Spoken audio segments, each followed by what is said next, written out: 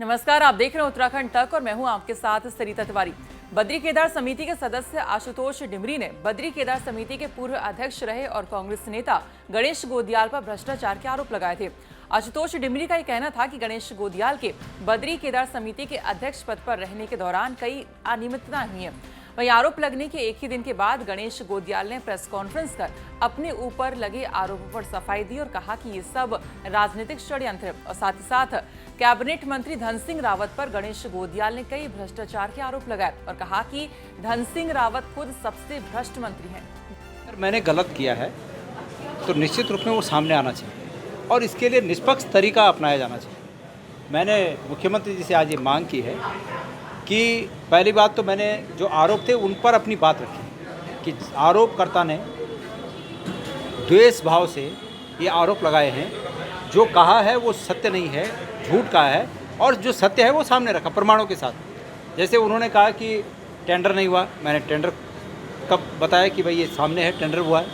उन्होंने कहा 10 करोड़ का काम था, मैंने सामने रखा कि 4 करोड़ का काम था, 3 करोड़ 25 लाख रुपए खर्च हुए। अभी उन्होंने कहा कि गणेश गोदियाल ने किया, मैंने ये बात बताई कि ये जो कुछ काम हुए हैं ये बीजेपी की सरकार के दौरान हुए हैं, तब उनको संज्ञान क्यों नहीं लिया गया।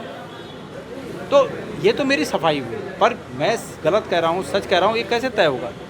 ये जांच बिठानी पड़ेगी तब तय होगा। मैंने मांग की है कि हाईकोर्ट के किसी माननीय न्यायाधीश की अध्यक्षता में एसआईटी बने और वो एसआईटी इन तमाम चीज़ों की जाँच करे।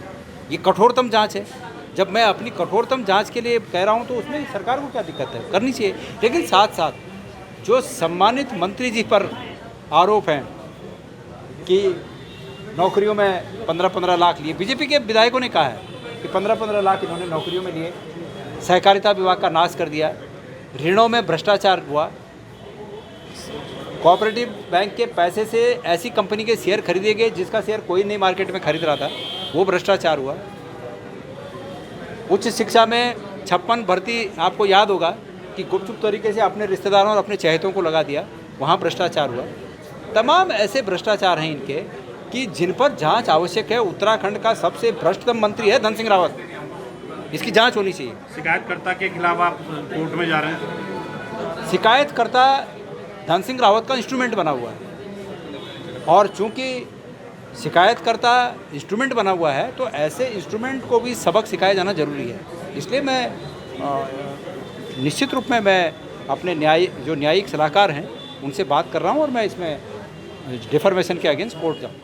अभी मामला लगातार तूल पकड़ता जा रहा है। मामले को लेकर अब गणेश गोदियाल ने मुख्यमंत्री पुष्कर सिंह धामी से एक मुलाकात की आज और उन पर लगाए गए आरोपों के जवाब में कांग्रेस के पूर्व अध्यक्ष गणेश गोदियाल ने मुख्यमंत्री पुष्कर सिंह धामी से मिलकर अपना पक्ष रखा और एक पत्र भी सौंपा, जिसमें उन्होंने लिखा कि मेरे ऊपर लगे आरोपों की जांच के आदेश कैबिनेट मंत्री धन सिंह रावत ने दे दिए हैं, जिसका मैं स्वागत करता हूं।